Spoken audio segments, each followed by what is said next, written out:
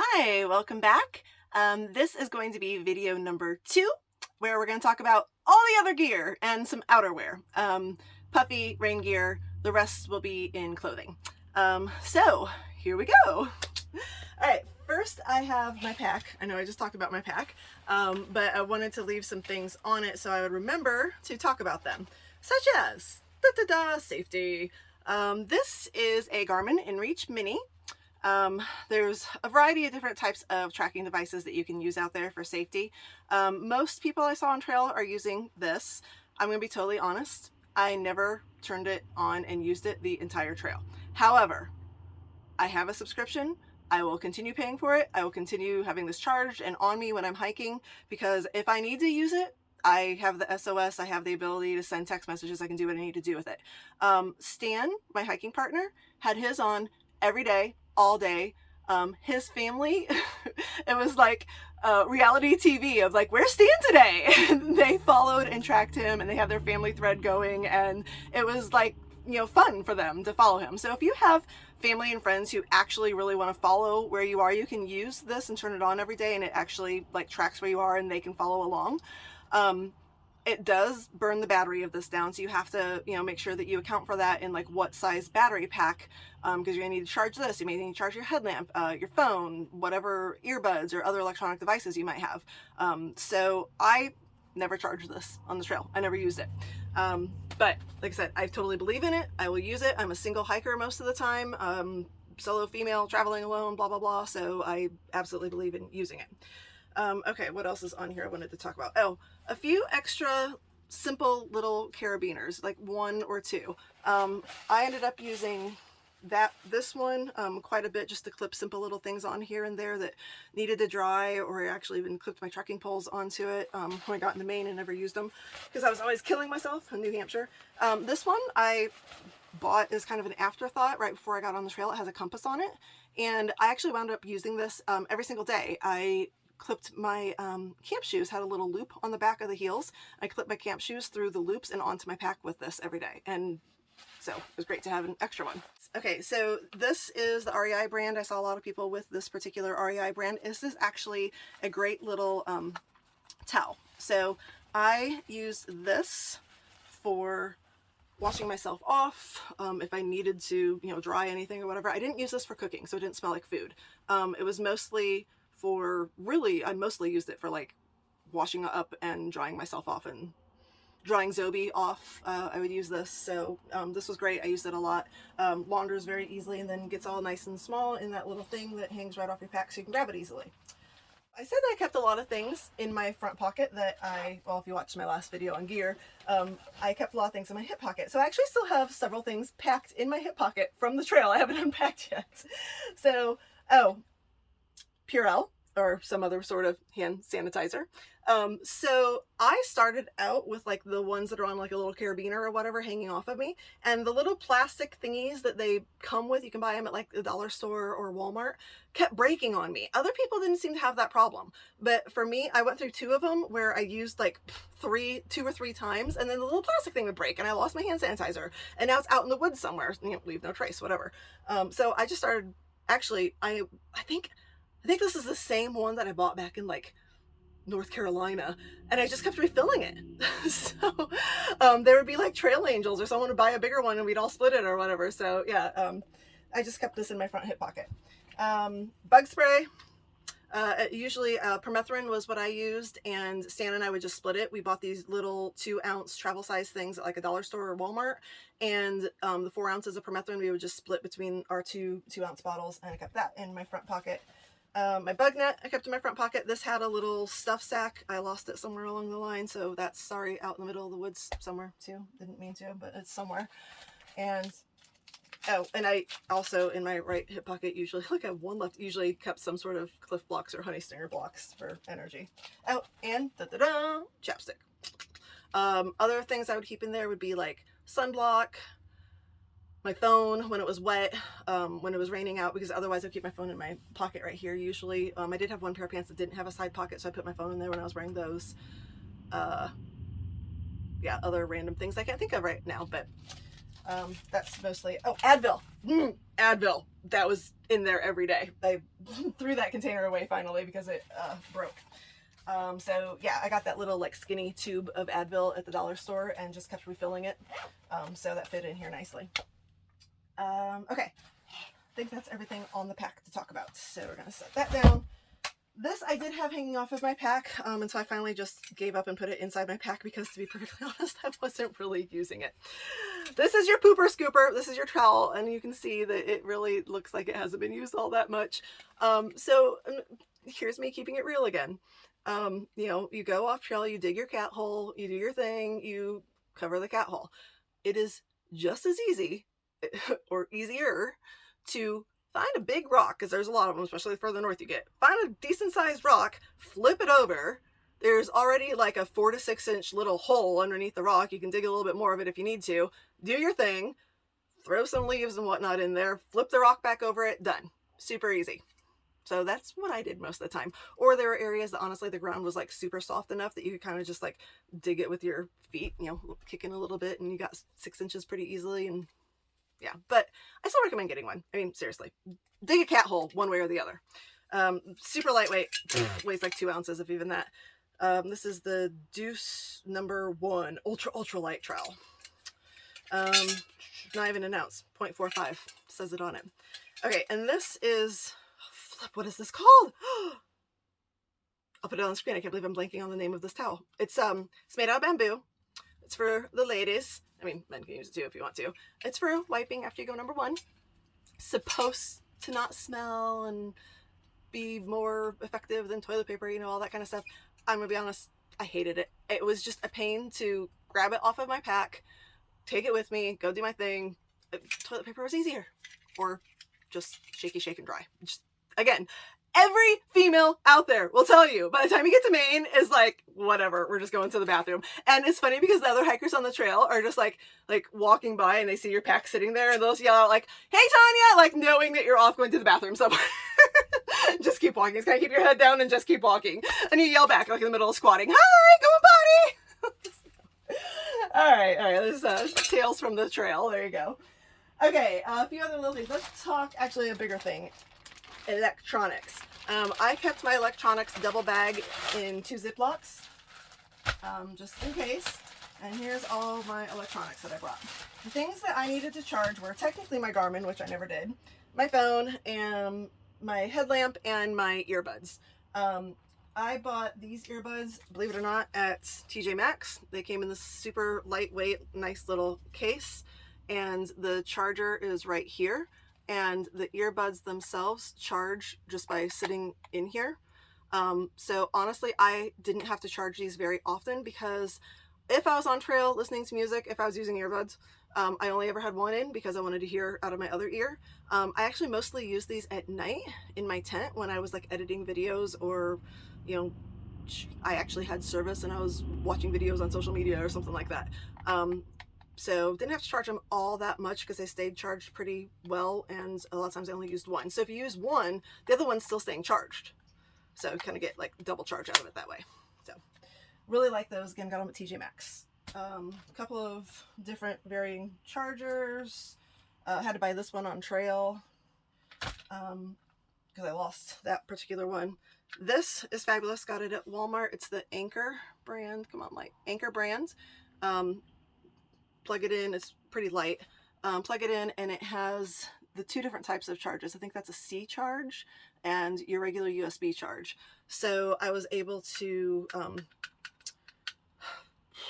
what am I trying to say? My chargers, I don't want to get into all the details of this, but like I worked it so that my chargers could like charge each other at the same time too. So I had some of the like double C type of chargers because that's what goes into my phone. I don't have an iPhone, I have an Android, and it's the C charge. So that was helpful to have that versus like 2 USBs, but you can buy these with 2 USBs. So last thing, very important, the Anchor. I got a 20,000, I don't know what they're called, millihertz. But the 20,000.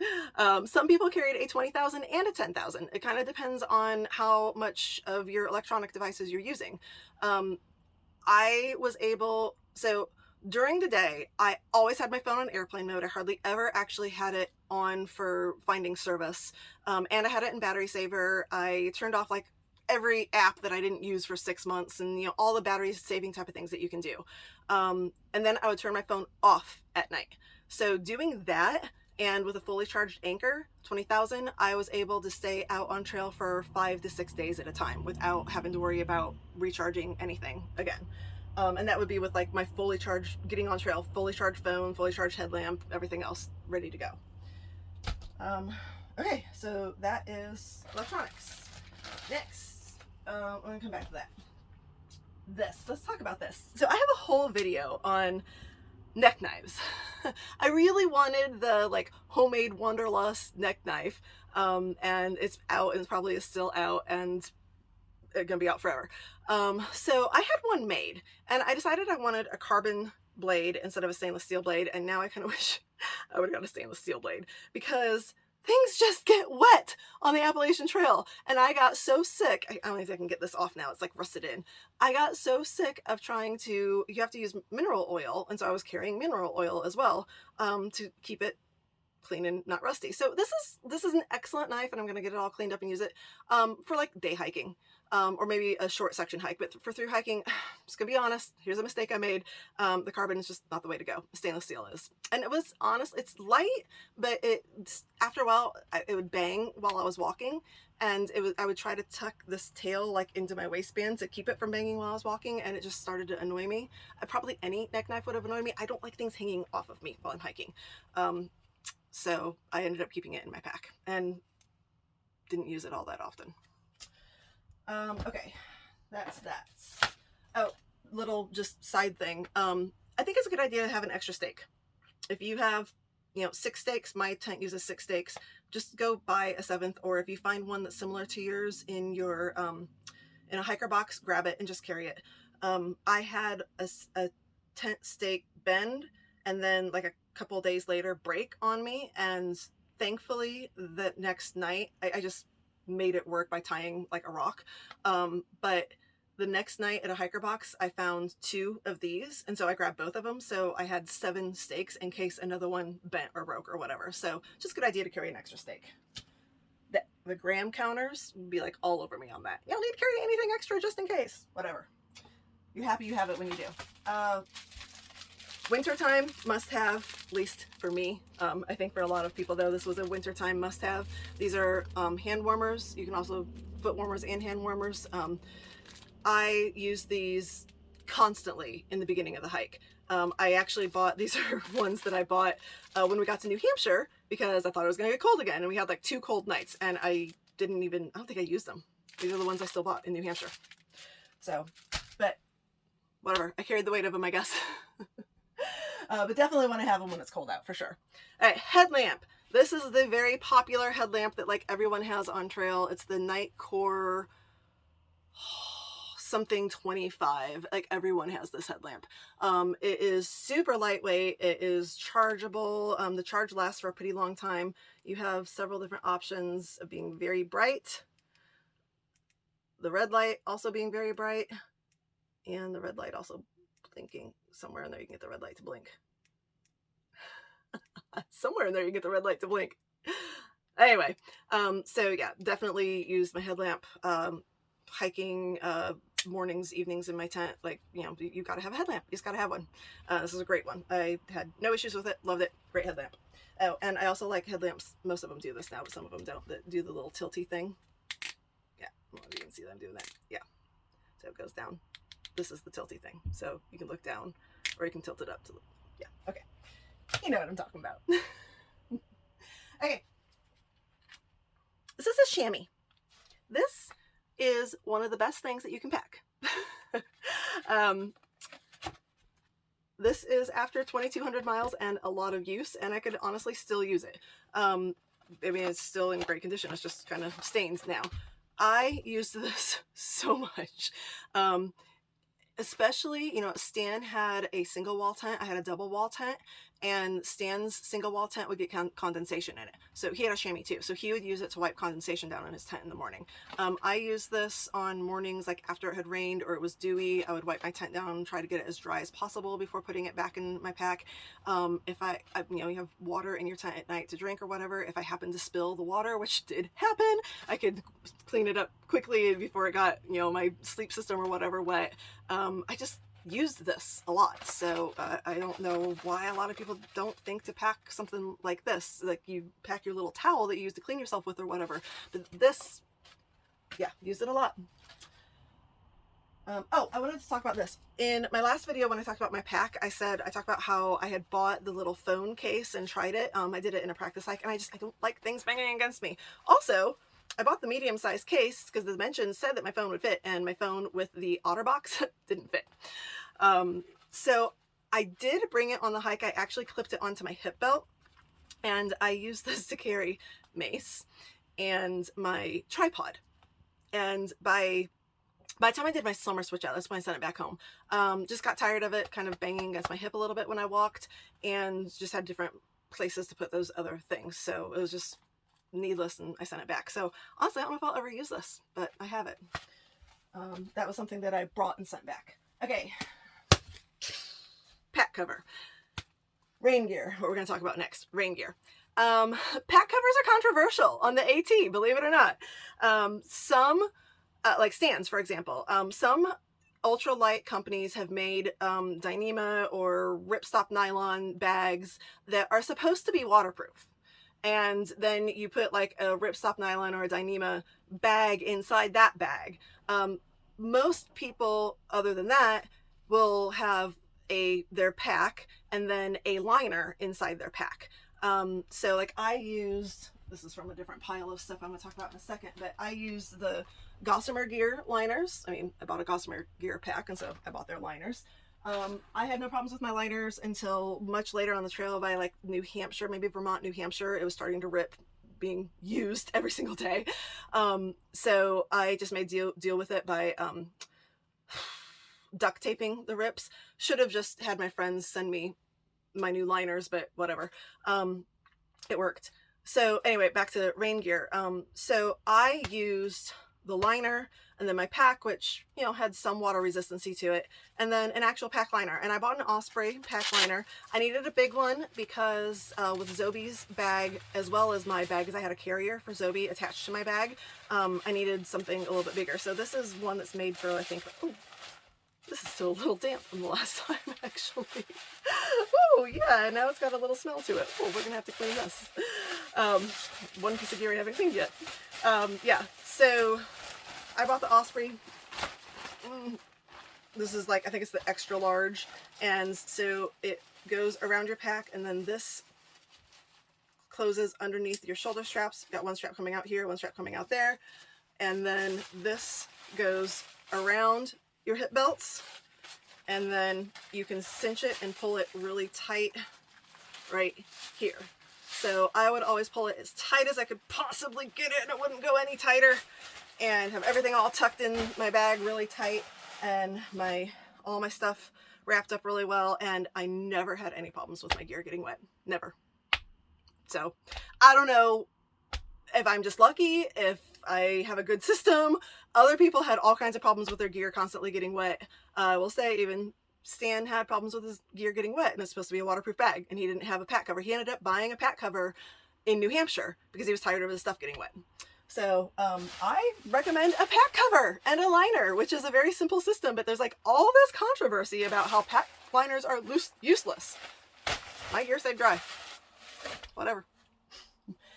Another controversial subject on the AT, an umbrella. Why would you bring an umbrella in the green tunnel? Because it rains on you in the green tunnel constantly. And this helps keep you dry. Shocking concept.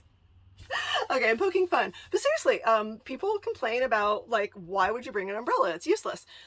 I will say I did not like an umbrella with they have a hands-free attachment that you can get. And I tried that before I ever got on trail. I'm going to link I did all kinds of rain gear tests before I ever got on trail. So I'm going to link to all those. But for the umbrella, I tried the hands-free attachment and hated it. Absolutely hated it. So I didn't even bring it. But I did use my umbrella. I used it when I was hiking. I used it on 0 days when it was raining in town. I used it for shade multiple times, walking through big open fields or bare top of mountains and sitting out on a rock ledge enjoying a 45-minute break or whatever, and it's sunny. Like, I used this thing a lot. So highly recommend. I have the 6 Moon Designs super ultralight. Stan also had an umbrella. His was the Z Packs. We both loved them. We both used them. So I'm on the umbrella board. All right. Also rain gear. Watch my videos on why I hate frog togs. We'll never buy them again. So I went out and bought a Marmot Precip. This is a very popular jacket. I saw it on trail a lot. Yes, it is true. Any rain gear is eventually going to soak through and not keep you dry when it's a saturating rain all freaking day long on the Appalachian Trail, or it's rained on you for 6 days straight. This dried pretty well, maybe not as fast as some of the others. Stan had an Arc'teryx. I think his dried faster than mine. Arc'teryx is also twice the price. But I have a video on the lowdown on this and why I chose it, and I loved it. Fit me well, kept me dry when I needed it to, honestly. So I love this and will continue to use it. Rain pants. I used these. These are, oh flip, what's the brand? North Face. There it is, North Face. I like that they have a zipper, so they're easy to get on over boots. You don't have to like take your shoes off to get them on like some rain pants. They fit over top of other clothes, but weren't like super baggy and getting caught on things when I was hiking. Kept me dry, kept me warm as an extra layer, because I did actually use these even just as an extra layer in the winter time. These are very lightly lined. I think they're only lined through the, yeah, they're only lined through the hips. But I really love these pants. I did send them home in my winter to summer switch out. I did not need them in the summer. And that is one thing with rain gear in the summer too, is like those have pit zips, so it helped a little bit with, you know, letting some of the heat out while you're hiking in the summer. But honestly, if it was raining in the summer, I just let it rain on me because it felt good. Or I used my umbrella and still got a little wet or whatever, because, you know, putting extra layers on, unless it's consistent, you know, like eventually you just get wet and cold no matter what the temperature is. And last but not least, oh wait, no, I have one more thing over here. This is my Puffy. Again, we're doing outer gear. The rest of the clothing will all be in other clothing, my clothing video, as far as like mittens and socks and shoes and all of that. So this is the Enlightened Equipment Enigma. I went with this because it is super lightweight. It kept me just as warm as my other puffies that weigh more, you know, Columbia, North Face, those types of brands. It folded up and got way more compact than any of those did. Kept it in my dry bag. Always, always, always kept this dry. Total priority. I never wore it hiking. I only wore it around camp or to sleep. And I didn't wear it to sleep all that often, honestly. Yeah, but I did wear it a lot. And I have 2 complaints about it, honestly. Okay, so Enlightened Equipment people, if you ever see this video. Girls have a chest. Just saying. This zips very tightly across the chest, and several of the ladies who had an Enlightened Equipment jacket, it was very tight across our chests, and it's a little uncomfortable. My only other complaint is, and that's just, it is what it is, this fabric does tear pretty easily. I got it caught on a branch one day, just kind of lightly walking by a tree. It didn't like get totally caught up or anything, but it ripped. But I put the gear aid on it and it didn't continue ripping or anything. So, but yeah, it's kind of ugly on it, but it is what it is. So, loved my Puffy and will continue to use it. Now, really last but not least, medical. There are going to be the thru-hikers who tell you all you need is like 2 band-aids and some antiseptic or whatever. If that's all you want to carry, then fine. I'm not that girl. I'm the person who, on my day hikes, I carry the 10 essentials. Safety first. So I have stuff in here that most people probably wouldn't. I also have stuff in here now that I did not start the hike with because I got poison ivy and I got sick. So I actually still have my prescription hydrocortisone cream for my poison ivy, which I actually used later as an anti-itch cream covered in bug bites from head to toe. So I was thankful that I'd held on to that and not sent it back home. This was also from my poison ivy, and I just held on to it. I had to wrap the areas where I had poison ivy in gauze and tape so I wouldn't itch it and just try to keep sweat from like pouring into it while I was hiking. So I still have that in there. All right, these I carried in my medicine bag. This I did, the darker yellow one. This is a balm for your hands when you're rock climbing and your hands get like really, oh gosh, this is leaking through the bags. Your hands get really chafed and raw, and they can actually start bleeding if you're doing a lot of rock climbing. By the time we got to, you do a little bit of that earlier on Tennessee, North Carolina. And then I didn't really use it for a while. Then New York, and then especially by the time we get to New Hampshire and Maine, a lot of people in New Hampshire and Maine were complaining about their fingers rubbing raw. So more people than just me ended up using this. I can't think of what it's called, but you can get it at any REI. It's like climber's salve for your hands. The white one was for Zobi. That was his mushroom secret, basically the same thing for dogs. Wow, that stuff like leaked all over the place. Everything in here is all slick now. What else do I have in here? Okay, this is, oh gosh, what's it called? Campia? Label's gone. But it is antiseptic and anti-itch and all kinds of stuff, and I used it several times for me and other people for just basic cuts, wounds, things like that. That was nothing. That was for poison ivy.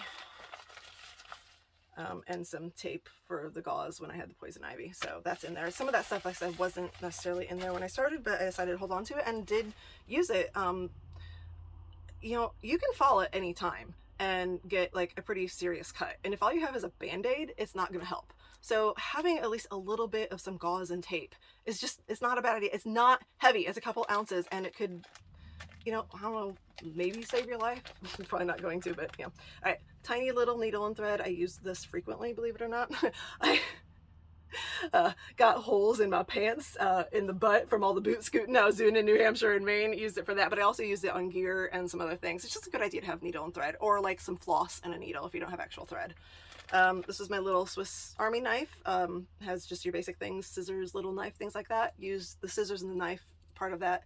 Also a little nail file. I also shoved in here my gear aid, so I had a couple different colors of gear aid. Stan used a lot of my gear aid, actually. There's hardly anything left. I had a bunch of gear aid. I do have some aqua tablets in here. I think that's a good idea. I did use them once in New York, aside from filtering. Filtering's gonna get you fine most of the time, but in New York, we were scooping from some very questionable puddles that had some nastiness. Just leave it at that. So I boiled the crap out of that water, kind of literally, and put the aqua tabs in it, and I didn't die and I didn't get sick. So was glad I had the aqua tabs that night. And that was the only time I used them, but I had just like 3 of them. I mean, whatever. So carried them. A little bit more gauze and various bandages of varying sizes in here. This is a little thing that you can get, medical kit, there you go. You can buy this at any REI or outdoor store. I took out a bunch of the extras. They'll have like, 15 Band-Aids in there. I took out a bunch of the extras and shoved back in there things that I needed and wanted to use instead. And some of the things I shoved in there were, I think that this is important. This is like my 10 essentials thing. I carry this every time I go hiking. Bleed stop. Just important. You can fall and crack your head open. Throw some bleed stop on that. This weighs nothing to save your life. Yeah, I'm getting on my high horse now. Yeah, mostly just bandages of varying sizes, some more gauze, and the bleed stops, and the aqua tabs, and Swiss Army knife, stuff like that. So that was my medical kit. I put it in its own little stuff sack. I also had some Excedrin migraine in there because I get migraines. Thankfully, I only had to use them once. And yeah, so that's that. Trying to think if I forgot any other gear. Oh, I have a little pile back here of simple things to leave with loved ones that you might just need quickly, that if you're not anywhere near a place to buy them or you don't want to order them online, and they, like I said, someone overnight some quick things to me. This was an extra chamois, extra roll of duct tape, contacts, which you can't buy at an outfitter, and my extra liners and extra OPE sacks. And I did have my extra OPE sacks and something else overnighted to me in Maine, actually. I went across the border. So, all right, now that really is all the gear except for clothing and accessories. And that will be the last video. Well, second to last video, because I'm also going to do a dog video, but for most of you, you're probably not going to watch that one. All right, thanks for watching. Subscribe, like, all that jazz, and I'll see you in the next video.